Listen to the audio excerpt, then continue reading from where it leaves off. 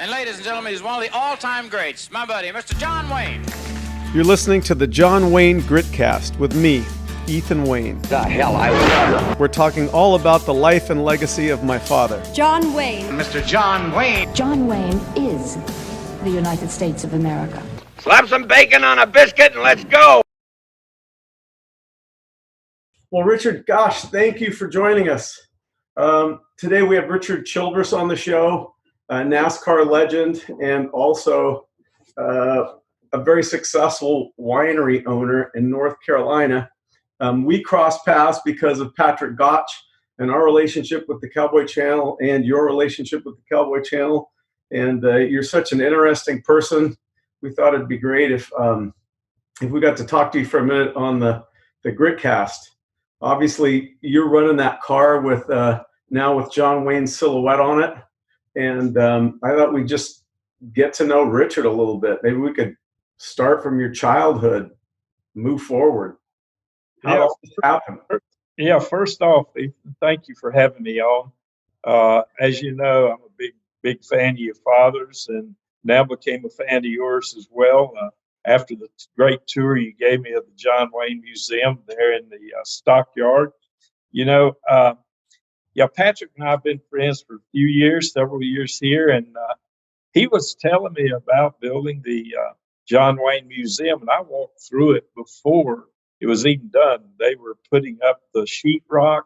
It wasn't even close. He said, well, we're going to open before the national finals. I said, Patrick, how are you going to do this? He said, you just watch me. It'll be open. And I've been there a couple of 3 times since that. Each time I see new stuff, improvements. So it's like our museum, our Richard Childress Racing Museum here. You're constantly bringing new stuff in and out and changing it for the fans to come in and take a look at, just like you have done there. I find interesting stuff that I get there. But going back to a little bit of history about Richard Childress, you know, I was a kid and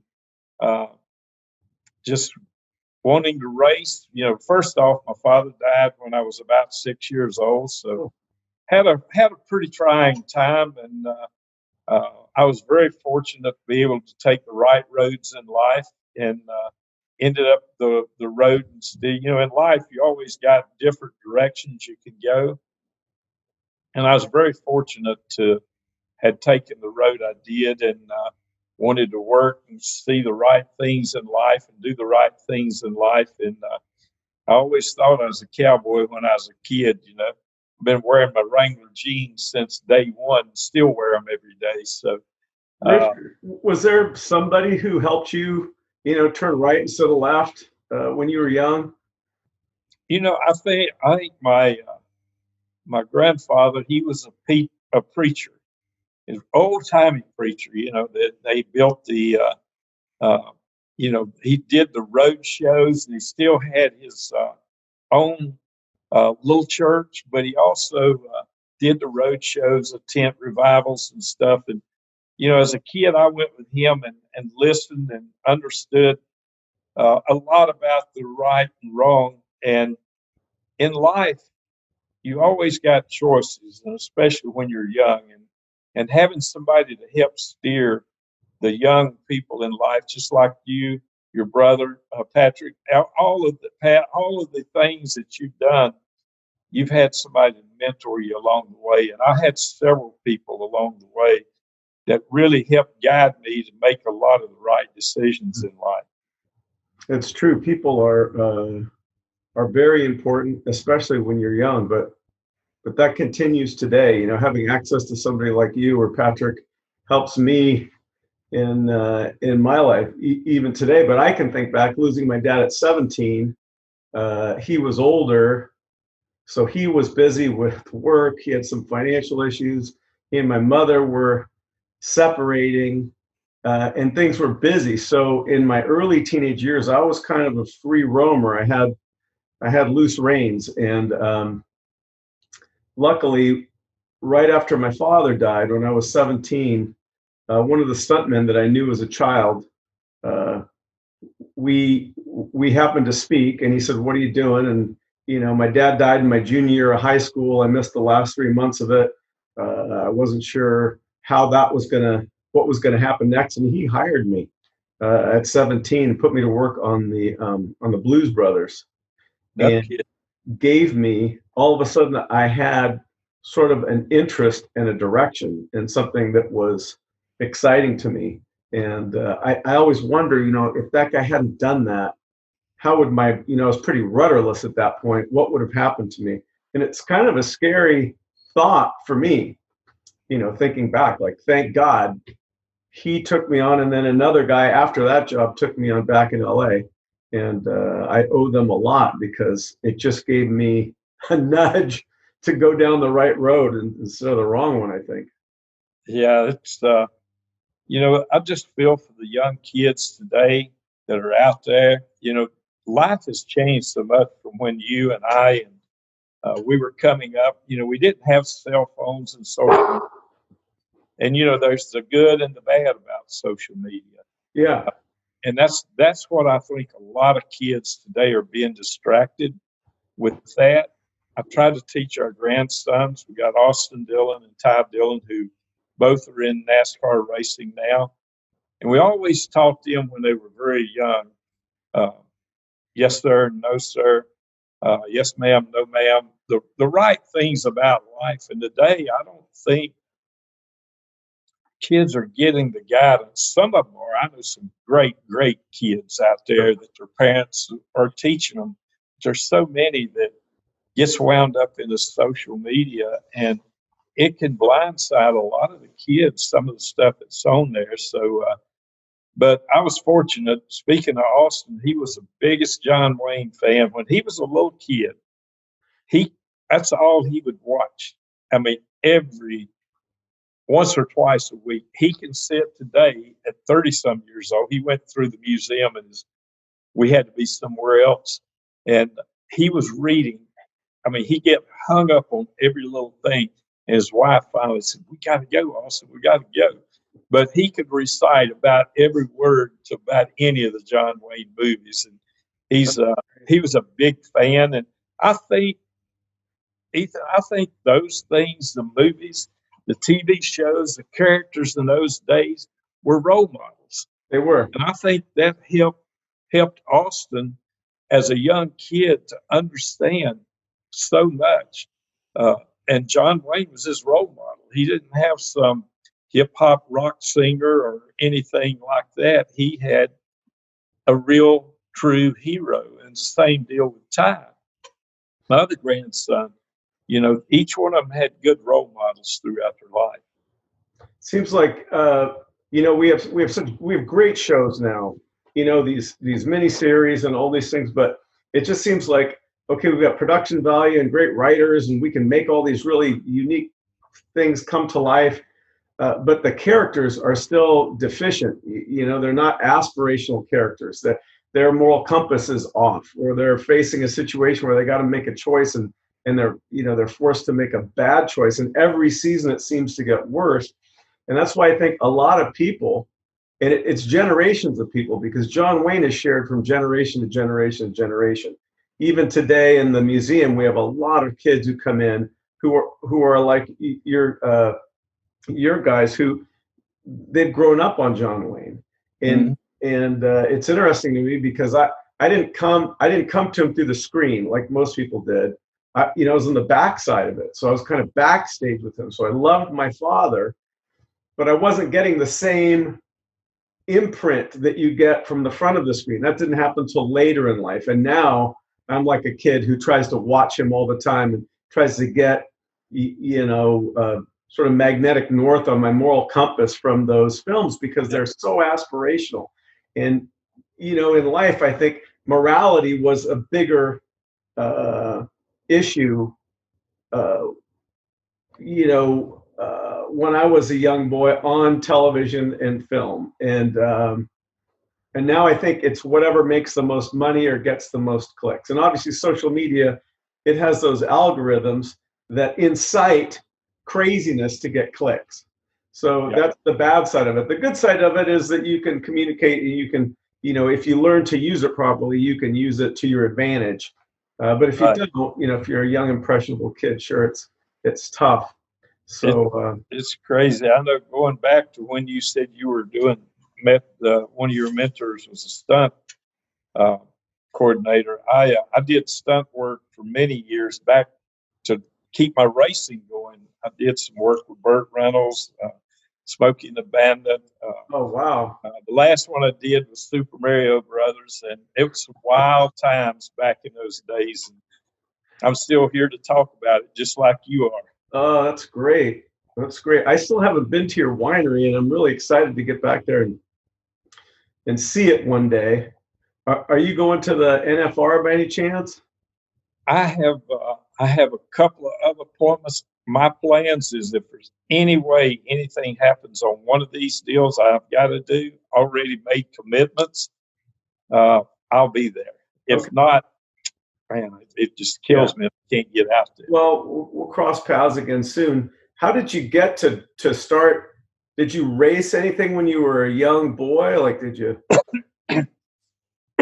you always interested, or were you running booze? Like, how did this start?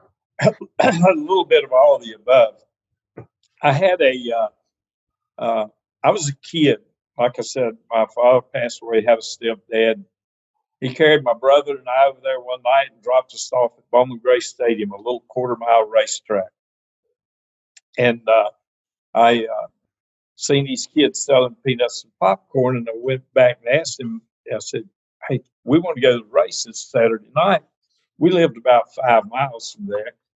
And I said, can we go back over? Can you take it? He said, no, but if y'all want to go, just walk over there. Now, a kid today can't walk 5 miles and then walk home at 12 o'clock at night. That's not heard of today.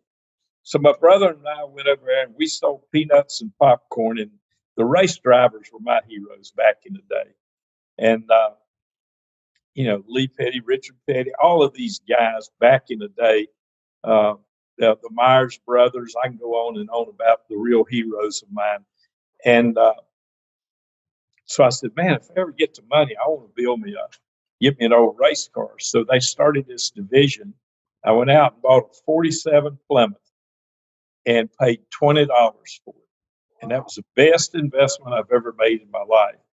And started racing at Bowman Gray Stadium, and life's about breaks throughout my career. I kept getting breaks, but Ethan, a lot of times when I speak, I do some speaking engagements. I'll say, only in America could a kid with a $20 race car and a dream be here today doing the Grit podcast with Ethan. It's just unbelievable. So I did that for a while and raced, and then I moved up. There's so many breaks along the way in my life that I've been able to do it. A lot of it's to do with people you surround yourself with. And started racing cup racing in '69 when they boycotted at Talladega.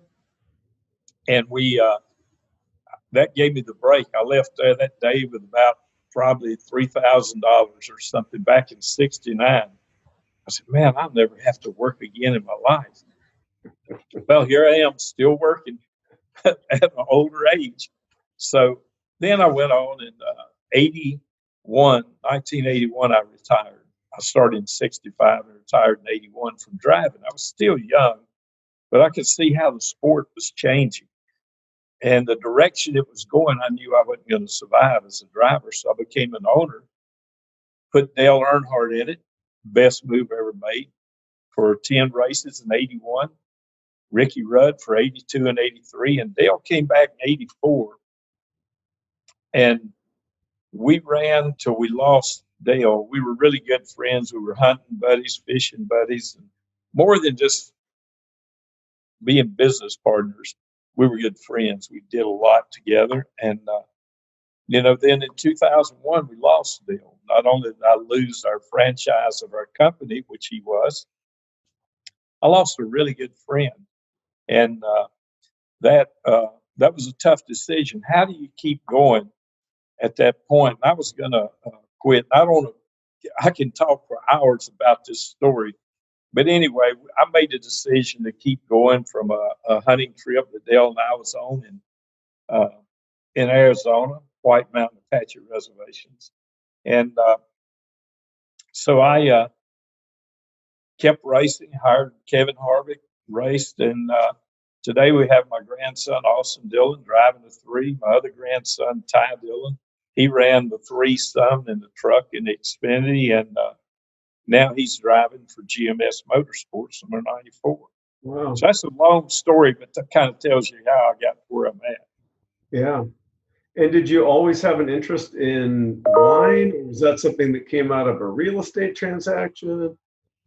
Because You know, it's that people love. I hear about it all the time.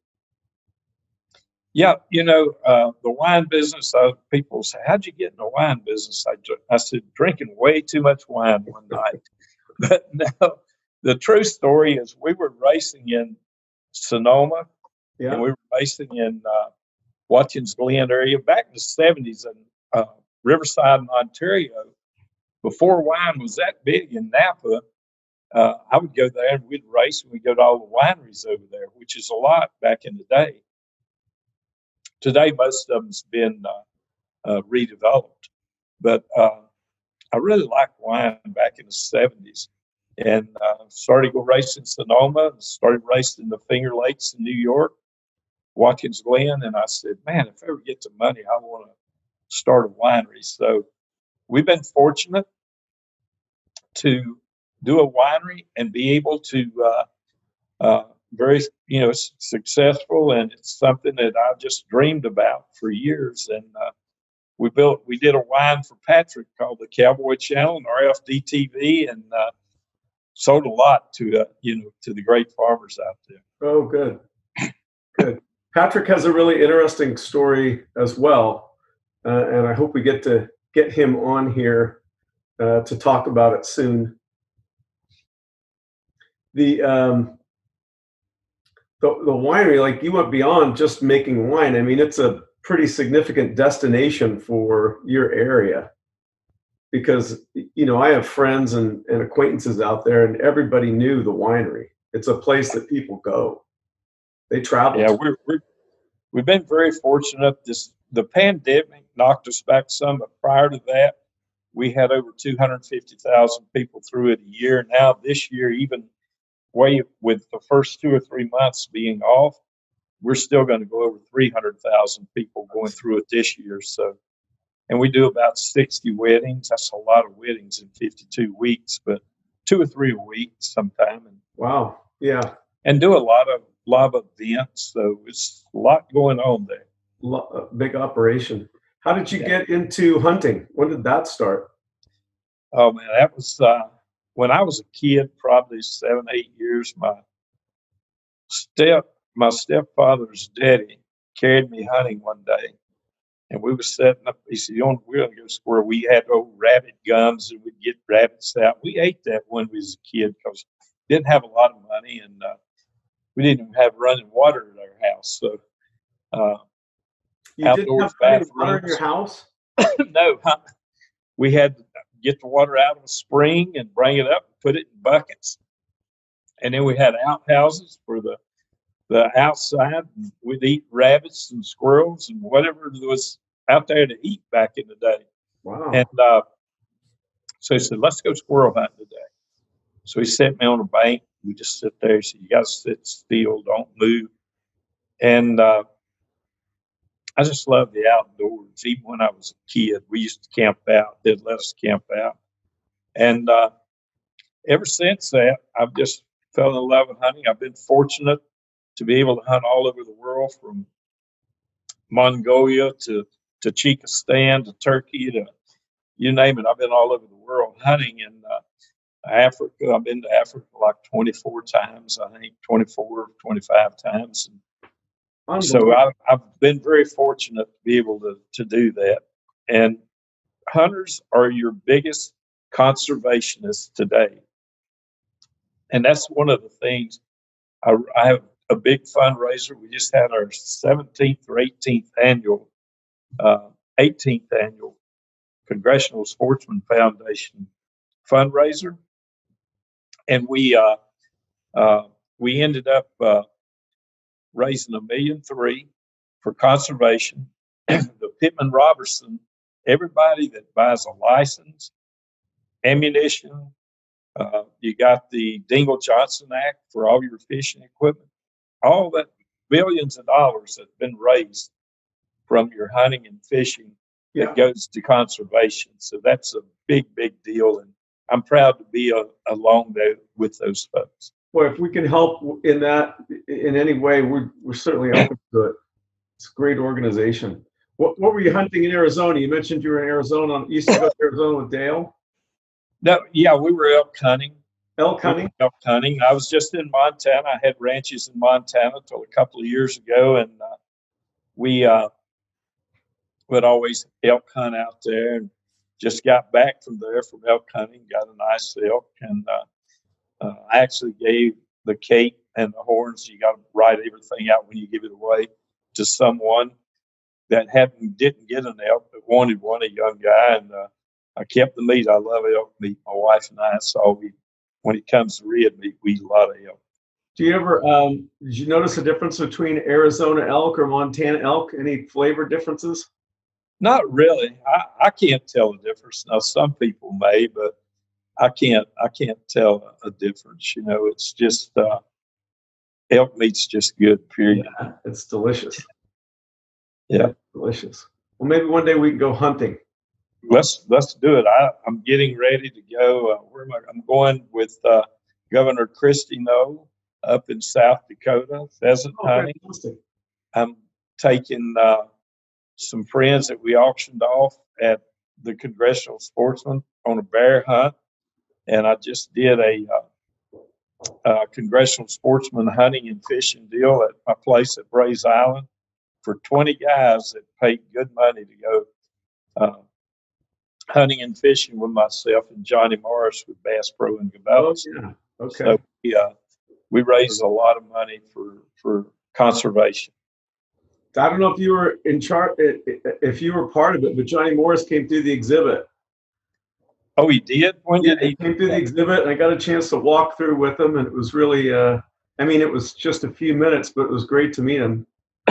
Yeah, he's a good friend. We've done so much together. We were fishing this year in the Northwest Territory and fishing and hunting and all. You know, he's one, to me, he's the modern day Theodore Roosevelt when it comes to conservation. Mm. Yeah, he cuts a wide swath through that lifestyle. So it's to have somebody like that. Yeah, if you ever get the opportunity to go through his museum, the Wonders of Wildlife, it is completely amazing. The aquariums he has up there, the wildlife features and everything. It's in Springfield, Missouri. Yeah. And it's an amazing, amazing place. Yeah, I'd like to go there. I almost went with Patrick, and then something happened. We got the plans changed, but I'll be in the South in like May or June, and maybe I'll get a chance to run up there. Well, if you are, come by Childress Vineyards, visit our race shop. We have a museum here. I have a lot of, I have a wildlife conservation museum. We have auto racing museum. It has some of my old stuff in it. I have 43 Dale Earnhardt cars that we have on display. You have 43? Sir? 43 cars? Yeah, of the Dale Earnhardt cars. I got some of them on display at other museums, but we have probably 35 or 40 in this museum, and of the original Dale Earnhardt cars that he drove. Oh, I'd love to see that. Yeah, some of the Kevin Harvick's 500 winner, Austin Dillon's 500 winner, and some championship cars, and it's pretty amazing, the museum that we put together here. A lot of history. You raced for that congressional outdoor organization, but you also have another foundation that you do a lot of work for, correct? Yes, a couple. You know, the Childress Institute for Pediatric Trauma is one that's near and dear to our heart. Trauma is the number one killer of children in America, beyond all the rest of them put together almost. I mean, over 12,000 kids died from trauma when we got involved in 2000 2008. It's gone down. I wish I could say we got the credit for it, but I think a lot of safety and different reasons, the numbers have gone down. It's still like 9,500 last year. I looked at it. I think it was the year before last. But we do a lot of research. We do a lot of work with the prevention. Like when an accident happens and the first responders show up, they just don't go right to the child first, because you don't treat a child like you do an adult. They'll know how to work on the adult. So we do a lot with the first responders. Head injury is a big part of it. And so I'm very proud of what we've accomplished. I know we've made a difference, but it's not a tough way to measure it, because we do a lot of it through so many different hospitals in the country. Well, I hear people making jokes about, oh, we didn't have bike helmets and all that stuff when we were kids, and we didn't have seatbelts. And I always go, yeah, and a lot of us didn't make it. I lost a lot of friends ejected from cars when there was a car crash, or getting run over by a boat, or hitting their head real hard on a bicycle or something. So, yeah, I get it, but that stuff does make a difference. Yeah, and just the research, how to treat a child when he has that. And, there was 15 level 1 pediatric trauma centers in America. That was 2008. Now there's probably 50, 60, 70. Level 1 is when they're there 24 hours ready to take care of a child. If you're watching this podcast and your child gets injured, if you can take them to a level 1 pediatric trauma center, their chances of survival goes way up, just because of the medical, the equipment, and everything there. And we did Wake Medical Center as one that we did to set a model to show other hospitals to bring them in. So we've been able to bring a lot along there too. Well, boy, when you're hurt, it's sure nice to get to a place where they know what they're doing. And if you had a child that was hurt, it must be a great comfort to people to know that they're getting to a level 1 center. Yeah, it's a life changer. We got a medical truck that goes to different small areas, to small rescue squads, hospitals, stuff like that teaches mostly the first responders, how to handle that. Because the first hour, the golden hour of anyone's injury, is that first hour, how you're handled, how you're taken care of. And that's what we've tried to help teach as well. You've probably seen a lot of that around the track, the difference that it makes to have good responders. Oh yeah, we've got some of the best, and they're trained and they know how to handle a driver or a pit crewman. I don't want to say we don't have as much happen today as we did, because there's been a lot more safety put in. But I think just NASCAR alone, the way they've worked on the safety part of it, when we lost Dale in 2001, it woke the world up of auto racing, because you always think, well, it can't happen to me.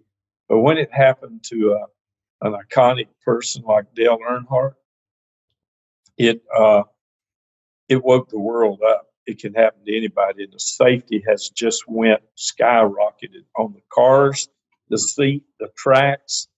They got soft walls. Dale hit a solid concrete wall. Today they have walls that absorb some of the impact. Right. And so, things change a lot. And it's sad that things in life has to happen to change that big a change, but that's what happened there, was just all the different safety that's came out of that one accident.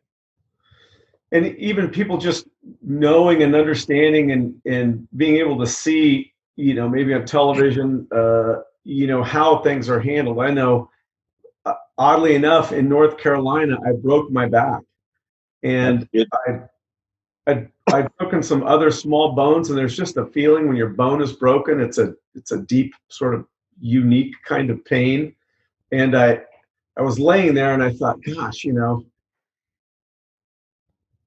this hurts like a broken bone. And I just watched something on television about trauma and this and the backboards, the neck braces. So, I laid there, and when my friends, actually Amy, came in to find me, and I said, "Hey, look, I'm okay. Like, I feel okay, but I think I might have broken my back. So I'm just gonna lay here till they bring the neck and the backboard."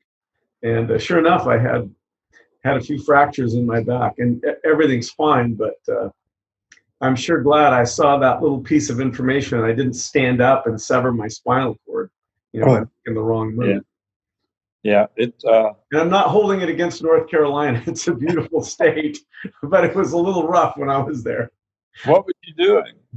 I was in the Outer Banks, and I was a new kite surfer. This was in the early 2000s, and my instruction was minimal, and the older gear was a little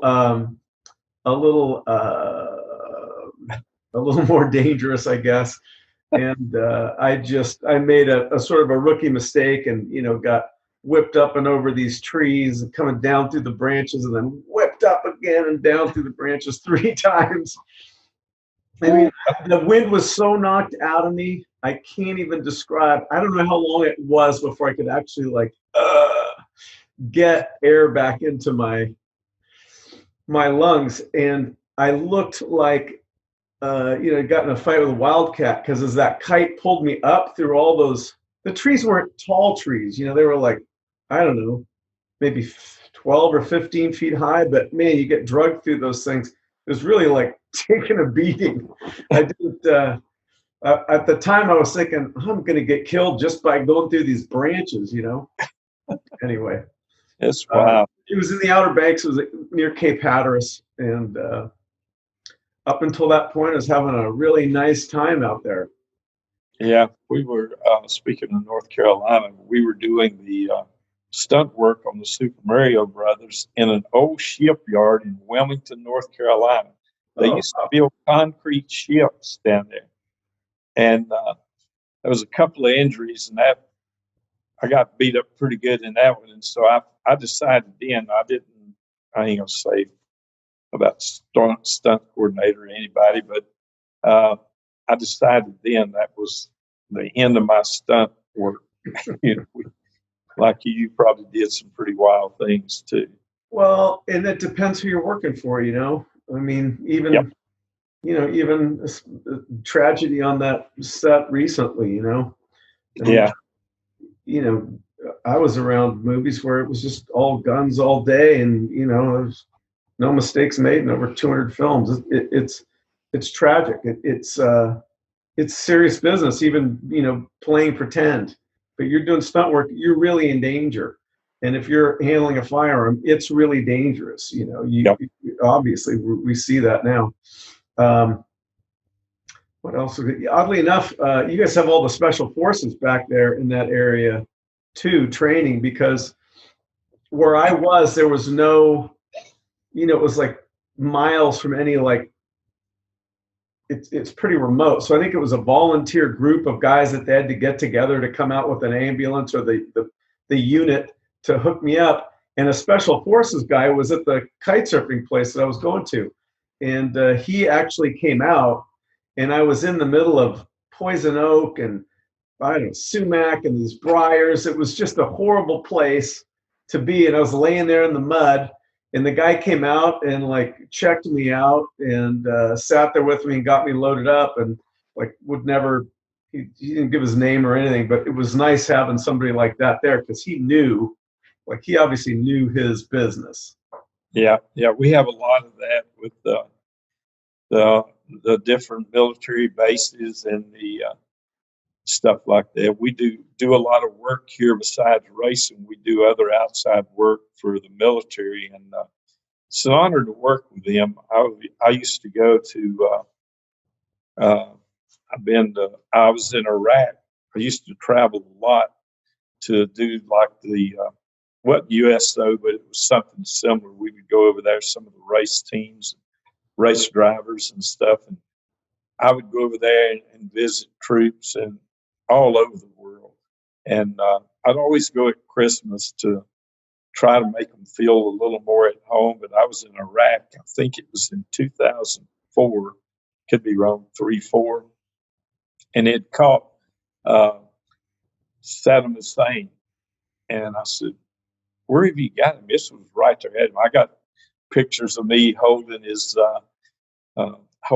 gold AK or whatever he had, AR, AK, Really? and I was shooting the bird to him. I'm not going to do it on the podcast, but that's how we feel. Do whatever you want, Richard. But I'd write on some of these big bombs on the military fighters. We'd write, "This one's for you, Hussein." But yeah, I really, we don't. Man, when I was a kid growing up, if you seen somebody with a uniform on, you had the highest respect for them as a police officer, fireman, military, whatever.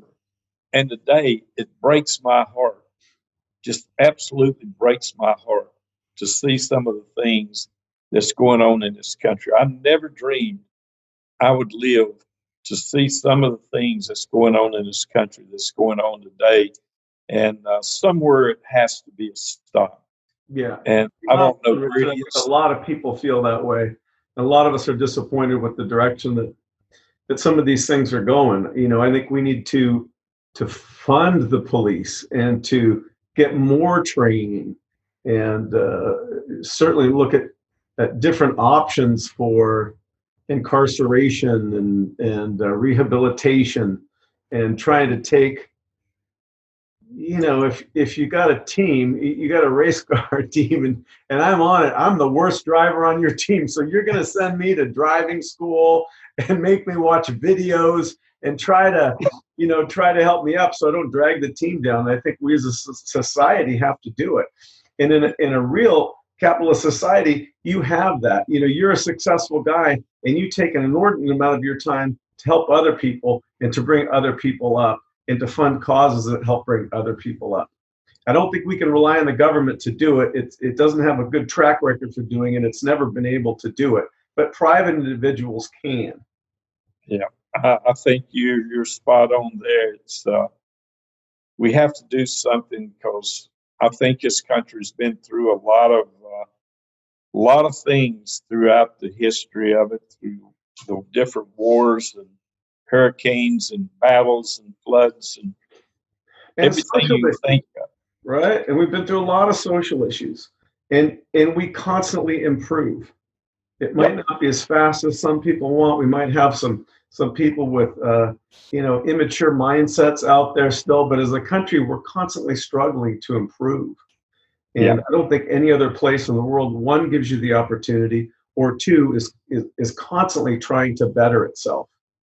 Yeah, I don't know. You've probably been. I've been to some of the communist countries. I've been all over, from Russia to Tajikistan to all of these different. And you go to Cuba and see the socialism, and to see how bad the most beautiful country in the world, and it's just gone to pots because of everything's ran by the government.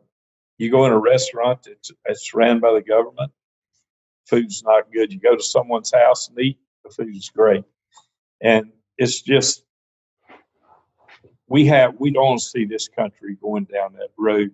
And if we don't do something, like you say, the private sector, if we don't do something to help stand up and say enough is enough, we gotta make some changes. I don't know. That's going to be the total of this country if we don't.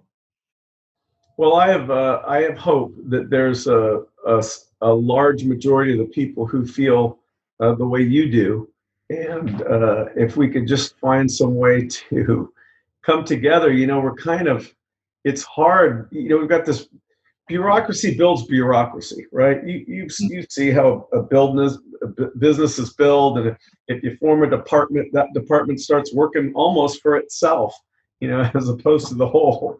And so it's going to take some work to scale some of these things back and remove some of the control, because once they have the control, they never give it up, right? Yep. Never. So I don't know. I'm certainly on your side of that issue.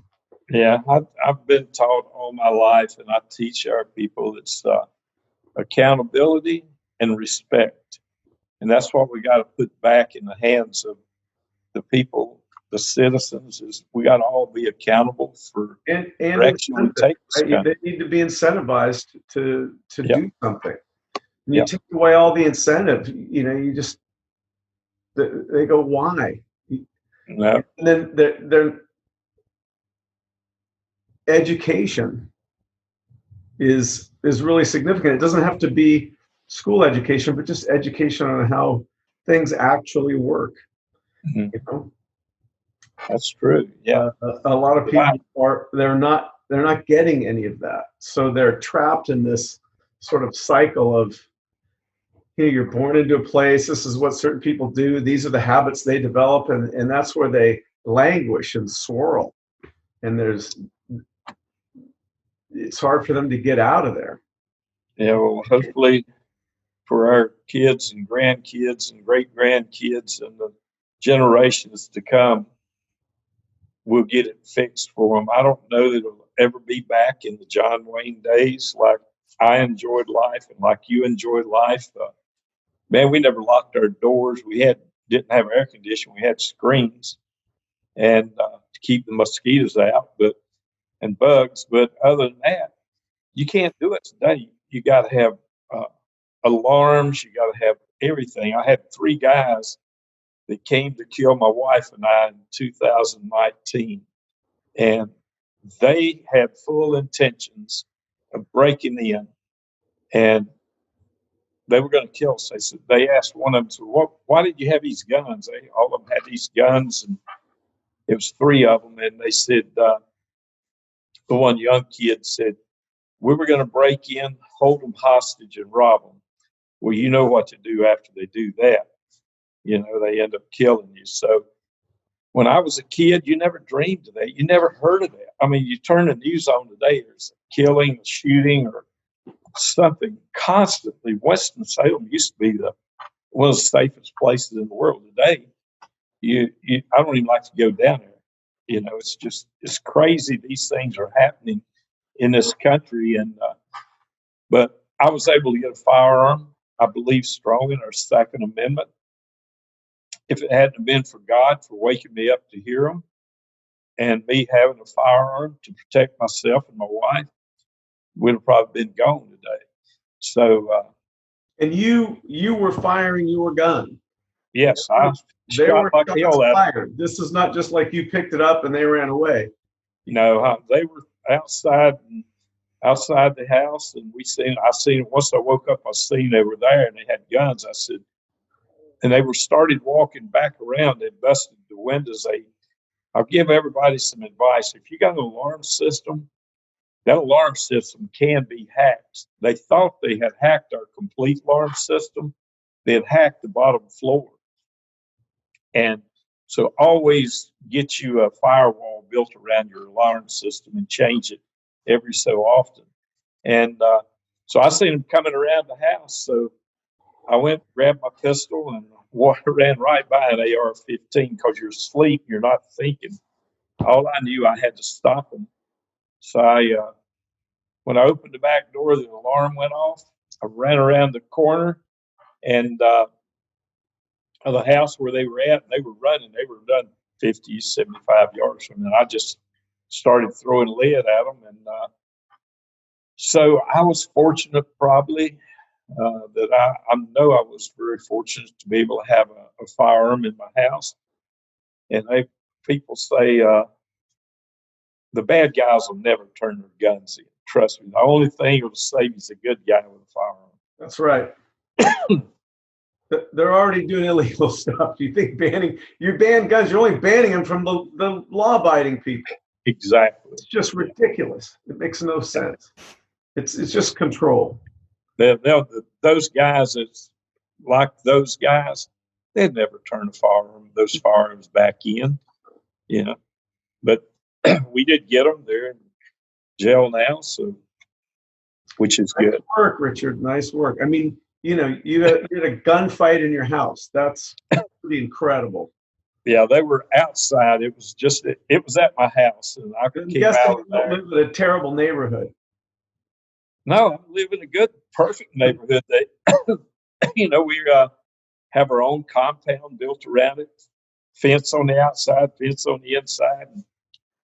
They had, once they got their computers, they had everything laid out on their computers about how to get to our house, get in.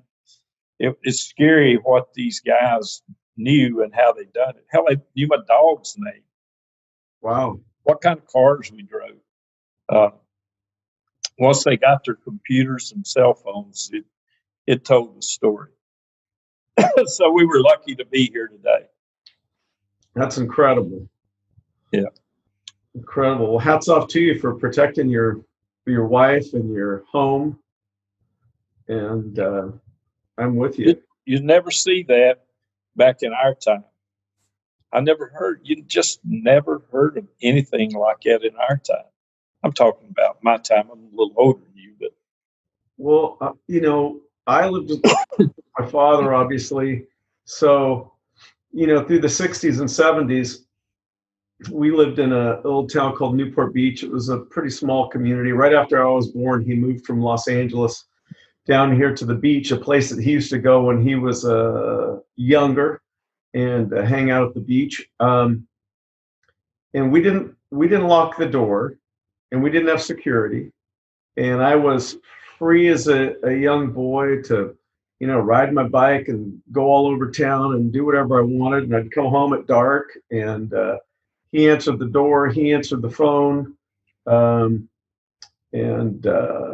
We never had an issue. We always had guns around the house, loaded guns, and they weren't hidden. They were just on tables, So we grew up, it was part of our lives. It was just a tool, like a screwdriver. You can stick the screwdriver in your eye, or you can unscrew a screw with it. It can be used in a bunch of different ways.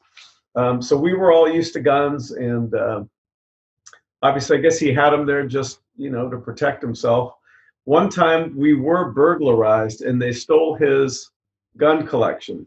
So he kind of had a single-story ranch-style house, and then they built this sort of a large room on the back of it. So it was a little bit separate from the house, but not really. It was like its own sort of space. And they got in there because we just had, a few old-fashioned sliding glass doors going into that room. They just slid them open, loaded up the guns, and left. And nobody even knew. But we didn't have no shootouts. No, I had to have that one. I hope I never have to have another. I hope you don't either, Richard.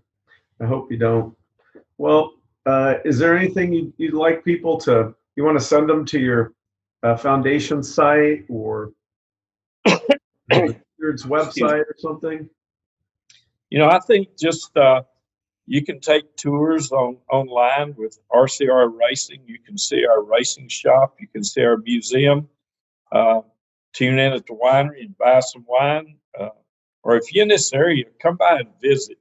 It's became a place of destination. We have, when we very first opened the museum, we'd get 130, 140,000 people. We're probably down to 60 or 70.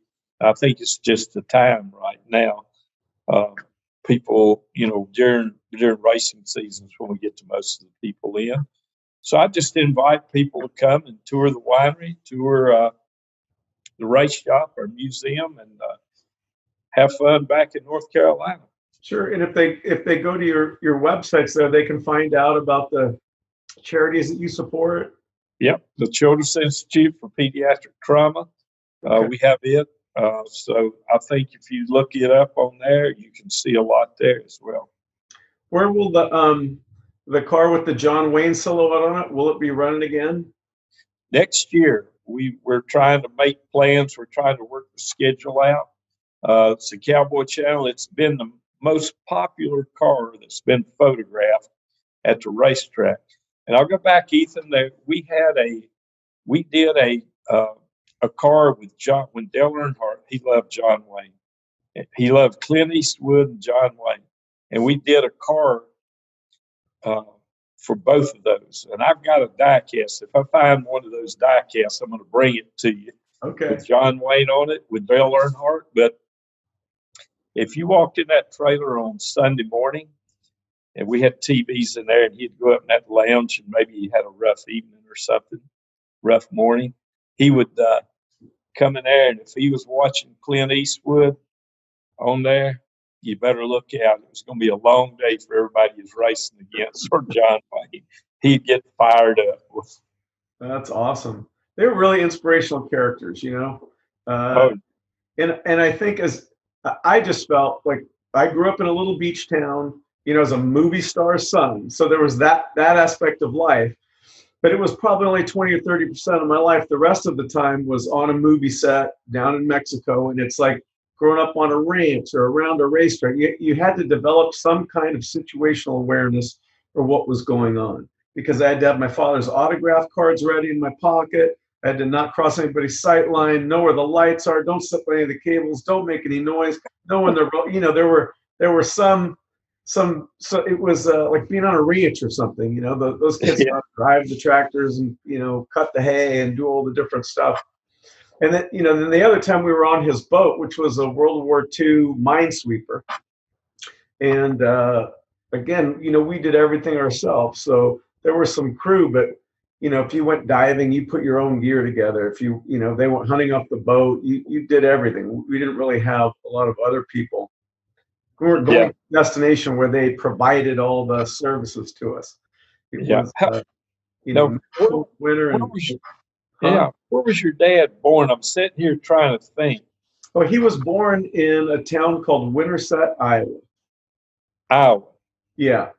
I think Austin told me, do they have a house or something? Yeah, they have a house, and they have a little sort of a museum, or you know, they've got like a building with some information about his life and that area. And he was there just for a short time because his father had a lung condition, and they told him to move out west to a drier climate. Yeah. So they came out to Mojave, which is still a pretty desolate location, and they tried to farm there and weren't successful, and ended up moving into the town of Glendale in the Los Angeles basin there. And that's where my father went to high school and started playing football, and ended up over at Fox Studios as a pro. Yeah. Austin went up there just to visit that little museum and house, and that's how big a fan he is. Wow. He went up there just to do that in Iowa. Well, the house is, you know, it's basically a one-room house, and the local town, Winterset, has preserved it, and now they have a group of people who focus on just taking care of the house and giving people tours. And there's some information there. They do I think they do like a birthday celebration festival thing there. Nice group of people. Yeah, I know he had told me when we were at the museum, he said, I went up to his house, and it was Iowa. Yeah. And he said, I toured that whole thing. So it's Madison County. So it's where those bridges are, the covered bridges are. It's right there. It's a beautiful place. I'm not sure. Yeah. But I have a friend that bought some of your dad's ranches, the Eldorado Holdings is the name of it, Mike Ingram. Yeah. He bought ranches. I don't know if you know Mike or not. I do. I saw him a couple weeks ago when I was in Texas. Yeah, really nice guy. He was just fishing with me in down in South Carolina at my home down there. So he ended up with some of those ranches back in the day, has developed them. So that's the name of his company today is Eldorado Holdings. Cool. From the old movie. He's a nice guy. I like him. Yeah. Yeah. Well, Richard, thanks for your time. I really appreciate you making space for us in your day and sharing all the good things you do and a little of your history with us. And can't wait to see John Wayne on that car next year. Oh yeah, we're working on trying to work out our schedule and the races and the dates and everything that's going on. We're going to be racing in LA at the Coliseum in early February. So they took the Coliseum and put a racetrack around it. A week before the Super Bowl, I think we're going to be racing there 2 weeks before or something. So I may see you out there sometime. Yeah, I'd love to come up there. Okay, we'll stay in touch on it. Only about an hour away. All right, Okay. Richard, my best to you and your family, and till I see you again. Thank you so much for listening to the John Wayne Gritcast. Make sure you subscribe so you never miss an episode. If you like what you heard, give us 5 stars in the Apple Podcast app and follow us on social media at John Wayne Official. Slap some bacon on a biscuit and let's go.